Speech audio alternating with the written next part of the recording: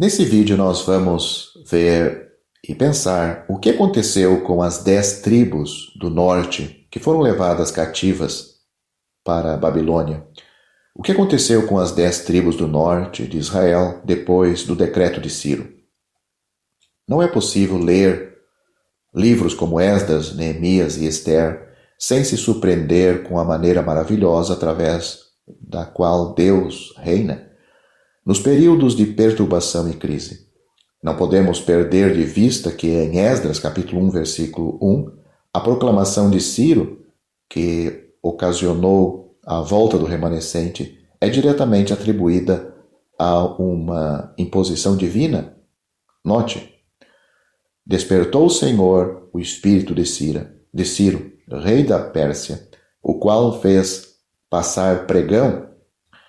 É isto que diz esse versículo. Os homens e as nações são agentes livres e Deus lhes permite, dentro de amplos limites, que tracem sua própria história, mas jamais a ponto de fugir do seu controle supremo.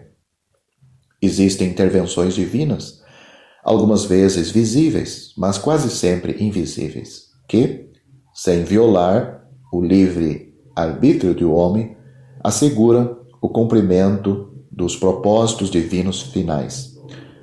Nesses últimos tempos da era presente, é bom manter esta verdade sempre diante de nós, ou seja, que a liberdade humana não exclui o domínio divino.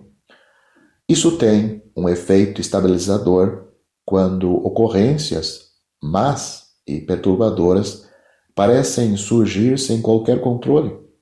Bem acima da vontade permissiva de Deus está a sua vontade diretiva, que jamais será derrotada. As palavras do decreto de Ciro são certamente notáveis. Note o que nós lemos em Esdras. O Senhor Deus dos céus me deu todos os reinos da terra e me encarregou de lhe edificar uma casa em Jerusalém de Judá. Esdras capítulo 1, versículo 2. Como seria possível a esse imperador persa ser tão reverente e ter tal conhecimento e orientação do Deus de Israel? Como é que isto pode acontecer? Note especialmente as suas últimas palavras na proclamação: Senhor Deus de Israel, Ele é o Deus. Os críticos modernistas acham que a única possibilidade de escapar do problema desse palavreado do imperador de Ciro, surpreendentemente, é declará-lo como sendo uma parafrase ou uma paráfrase judaizante do original, ou seja, um judeu ou escritor acrescentou isto.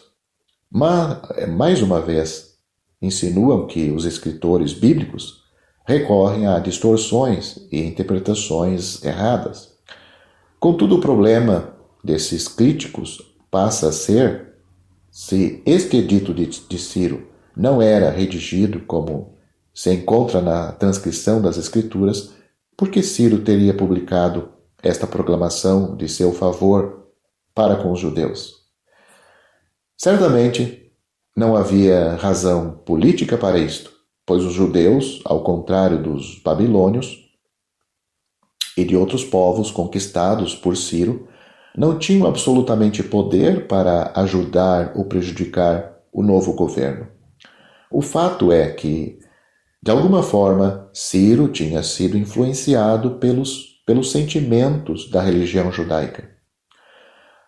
A história, ou melhor dizendo, o historiador judeu chamado Joséfo conta-nos como isto aconteceu. Vamos analisar o que ele disse.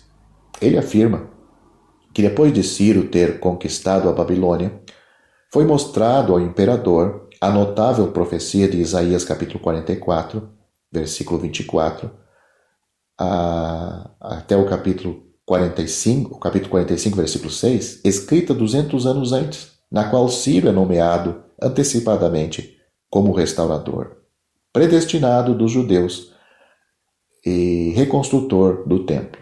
Joséfo nos diz que Ciro, tendo visto a predição de Isaías, foi imediatamente tomado de um desejo e uma ambição sinceros de cumprir o que for assim escrito.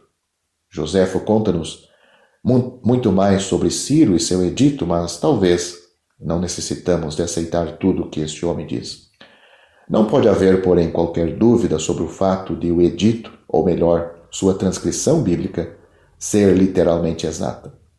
E isto implica naturalmente que Ciro, como Joséfo declara, passar a reconhecer o Senhor como Deus Supremo. É isto que nós temos registrados aí nas Escrituras.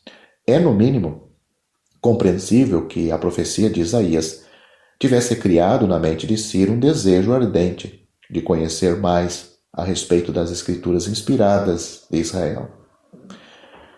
Como de fato esplêndido o controle de Deus. Até mesmo aquela negra calamidade, o exílio dos judeus na Babilônia, é transformada na conversão de Nabucodonosor. Nos tempos de Daniel, o imperador babilônico, o babilônio, e de Ciro, agora fazendo este edito para judeus voltarem a Jerusalém ou a Israel para reconstruir o templo. Ciro, o imperador persa, né? Ele igualmente curou de vez por todas a idolatria do povo da aliança e, ao difundir o conhecimento do Deus único e verdadeiro pelas nações do mundo antigo, preparou a vinda do Evangelho do Senhor Jesus, do Senhor e Salvador Jesus Cristo. Deus tratou com a nação assim, levando-os para o cativeiro, tratando eles de forma a aborrecer a idolatria. Mas podemos perguntar, e as 10 tribos? As 10 tribos de Israel do Norte? Se lermos cuidadosamente o livro de Esdras, veremos novamente que ele vai contra aquela teoria fantasiosa de que as chamadas 10 tribos perdidas são a Inglaterra e os Estados Unidos. Este não é o lugar certo para discutirmos o caso do israelismo britânico separadamente, mas existem certos aspectos do livro de Esdras que tratam diretamente do assunto e que devem ser notados. A posição do israelismo britânico é de que os judeus são apenas uma tribo, ou seja, Judá, sendo as outras os povos ingleses e norte-americanos. Afirma-se que só a tribo de Judá voltou à Palestina sobre o decreto de Ciro. E as outras, as 10, além da tribo dos levitas, se perderam. A teoria inteira mostra-se cheia de dificuldades, mas, tomando apenas um aspecto, vejamos o que o livro de Esdras diz sobre a composição do remanescente. Primeiro vemos em Esdras capítulo 1, versículo 3, que o edito de Ciro era e é para todo Israel. Devemos lembrar que a Assíria, que levou o reino das 10 tribos para o cativeiro, foi mais tarde absorvida pelo Império Babilônico, que, por sua vez, veio a tornar-se parte do domínio de Ciro, os persas. De modo, todas as tribos encontravam-se agora em seu império, no império de Ciro. Os chefes de Judá e Benjamim compreensivelmente responderam, já que o remanescente voltaria a Jerusalém e Judá, mas com eles estavam todos aqueles cujo espírito Deus despertou. Note isto no versículo 5 deste capítulo. Veja agora Esdras capítulo 2, versículo 2. Aqui ficamos conhecendo os chefes do remanescente. Compare com Neemias capítulo 7, versículo 7. Havia 12 líderes. Não é perfeitamente lógico supor que esses 12 fossem os chefes das 12 tribos?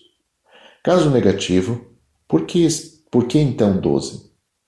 A seguir, vejamos Esdras capítulo 2, versículo 70.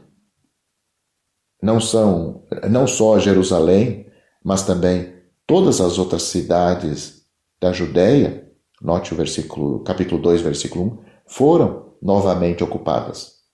Lemos então que habitaram nas suas cidades, como também todo Israel. Poderia isso significar outra coisa senão que todas as tribos participaram do retorno?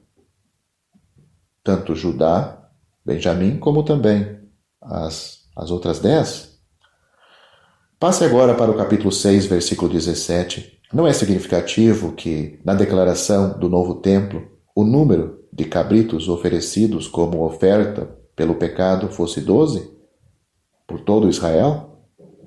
Não é igualmente sugestivo o fato de que, no capítulo 8, versículo 35, haja, de novo, 12 novilhos e 12 bodes oferecidos por todo Israel? No capítulo 8, versículo 29, como entender a frase os cabeças de famílias de Israel, se todas as tribos não estivessem representadas ali? É mais do que claro que todas as tribos participaram do remanescente, embora Judá e Benjamim tivessem compreensivelmente tomado a liderança. Não se trata simplesmente, como dizem os profetas do israelismo britânico, de um retorno dos habitantes de Judá. Além disso, essas indicações de que o remanescente era composto de todas as 12 tribos são fortalecidos por dois fatos importantes fora do livro de Esdras.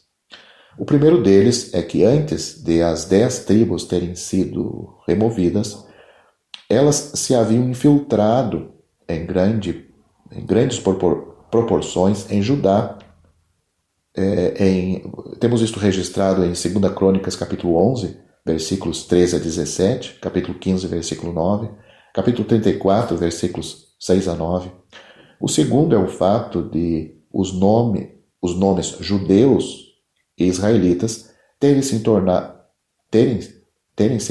sinônimos durante o exílio. Quem pode duvidar disso? Quando o livro de Esther fala dos judeus como espalhado entre as 127 províncias persas, desde a Índia até a Etiópia. Leia, por exemplo, Esther, capítulo 1, versículo 1. Capítulo 3, versículo 8, 12 e 14. O livro de Esther não faz distinção entre judeu e israelita, nem o Senhor Jesus, nem os escritores do Novo Testamento. Lembre-se, foi apenas uma pequena parte que voltou à Judéia. Mesmo no caso da tribo de Judá, há razões suficientes para dizer que a maior parte de Judá perdeu, assim como aconteceu com as outras tribos. Quando o apóstolo Tiago, 5 séculos e meio depois, escreveu as 12 tribos que se encontram na dispersão, Tiago capítulo 1, versículo 1, ele se dirige a um povo disperso, conhecido por inteiro como de judeus. Do mesmo modo, aqueles povos que são conhecidos por nós hoje como judeus são a posteridade de todas as tribos de Israel, e não apenas de Judá, como alguns afirmam que só Judá voltou para Israel.